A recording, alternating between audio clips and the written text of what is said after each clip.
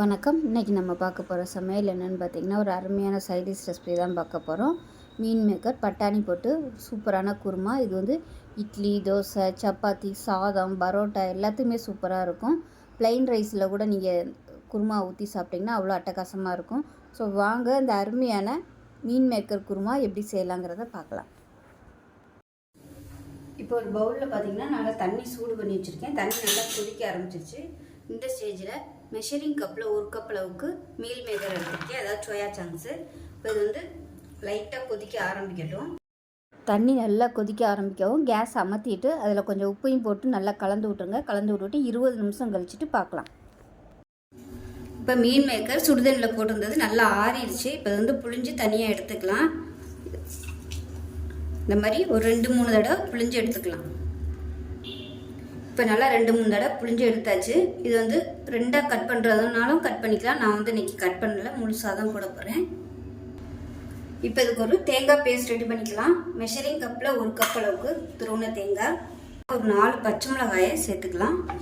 அது கூடவே ஒரு 10 முந்திரி பருப்பு,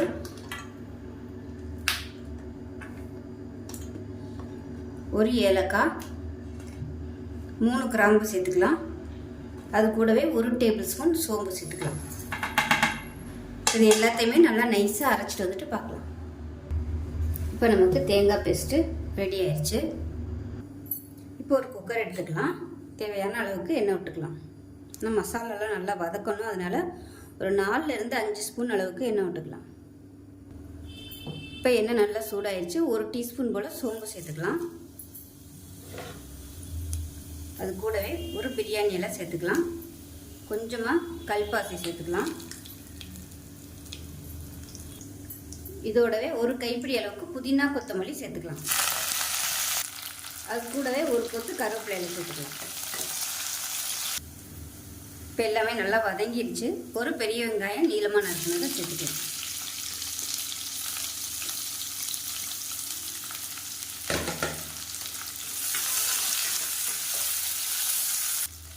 வெங்காயம் வதங்குறதுக்கு உப்பு சேர்த்துக்கலாம்.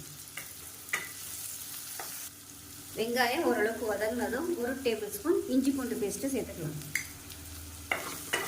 நீங்கள் வந்து தேங்காய் பேஸ்ட் அரைக்கையிலேயே இஞ்சியும் பூண்டும் சேர்த்துக்கோங்க. நான் வந்து இஞ்சி பூண்டு பேஸ்ட் எப்பயுமே இருக்கும், அதனால் இஞ்சி பூண்டு பேஸ்ட்டாக சேர்த்துருக்கேன். இல்லைன்னா நீங்கள் தேங்காய் அரைக்கையிலே சேர்த்துக்கோங்க. இஞ்சி பூண்டு பேஸ்ட்டு நல்லா வதங்கிடுச்சு. இதில் மீடியம் சைஸாக 2 தக்காளி பொடியாக கட் பண்ணதை சேர்த்துக்கலாம்.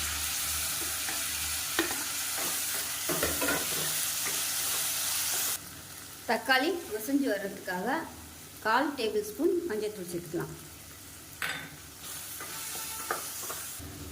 தக்காளி ஓரளவுக்கு நல்லா வதங்கிடுச்சு. இதில் காரத்துக்கு தேவையான அளவுக்கு 1 டேபிள் ஸ்பூன் அளவு மிளகாத்தூள் சேர்த்துக்கலாம். 3/4 டேபிள் ஸ்பூன் தனியாத்தூள் சேர்த்துக்கலாம். இது எல்லாத்தையுமே நல்லா வதக்கி விட்டுக்கலாம்.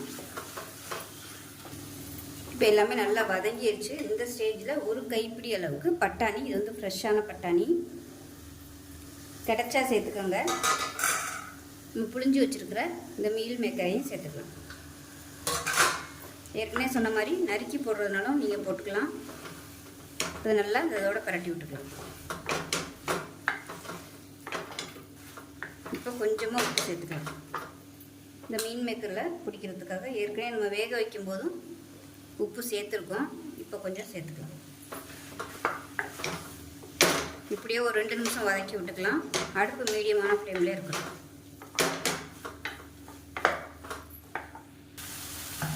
இப்போ எல்லாத்தையும் நல்லா பரட்டியாச்சு.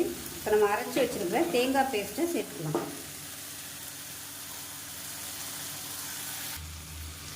தேங்காய் பேஸ்ட்டை சேர்த்து ஒரு 2 நிமிஷம் வதக்கி விட்டுக்கலாம். உடனே தண்ணி ஊற்றிட வேணாம். கொஞ்சம் தேங்காயோட பச்சை வாசனைலாம் போகிற அளவுக்கு நல்லா வதக்கி விட்டுக்கலாம்.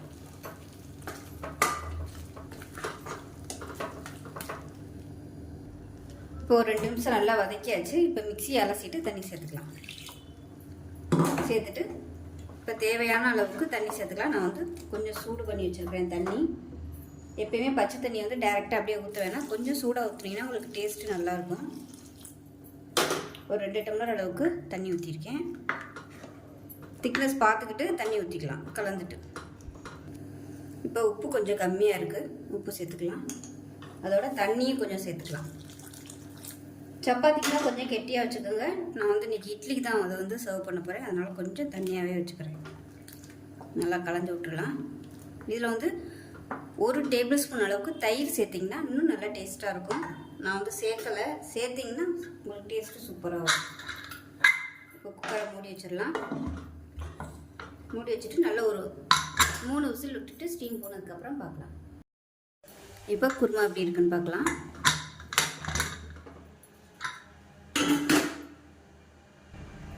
இப்போ நமக்கு அருமையான குருமா ரெடி ஆயிடுச்சு. கறி குழம்பு மாதிரியே சூப்பராக இருக்கும். கறி குருமா மாதிரியே அட்டகாசமாக இருக்கும். இது வந்து இட்லி, தோசை, சப்பாத்தி, பரோட்டா எல்லாத்துக்குமே சூப்பராக இருக்கும். அது இந்த ஸ்டைலில் வச்சு சாப்பிட்டிங்கன்னா மட்டன் மாதிரியே இருக்கும். நான் வந்து இன்றைக்கி இட்லிக்கு தான் சர்வ் பண்ண போகிறேன். சுட சுட இட்லி ரெடியாக இருக்குது. குருமாவும் சூப்பராக ரெடி ஆயிடுச்சு. ஊற வச்சு சாப்பிட்டிங்கன்னா சூப்பராக இருக்கும். எவ்வளோ இட்லி வேணாலும் சாப்பிட்டுட்டே இருக்கலாம். கறி குழம்பு மாதிரியே இருக்கும். ஸோ கண்டிப்பாக செஞ்சு பாருங்கள். செஞ்சு பார்த்துட்டு எப்படி வந்துச்சுங்கிறத சொல்லுங்கள். வீடியோ பிடிச்சிச்சின்னா லைக் பண்ணுங்கள், கமெண்ட் பண்ணுங்கள், சேனலை சப்ஸ்கிரைப் பண்ணுங்கள், பக்கத்தில் உள்ள பெல் பட்டனையும் ப்ரெஸ் பண்ணுங்கள். நன்றி.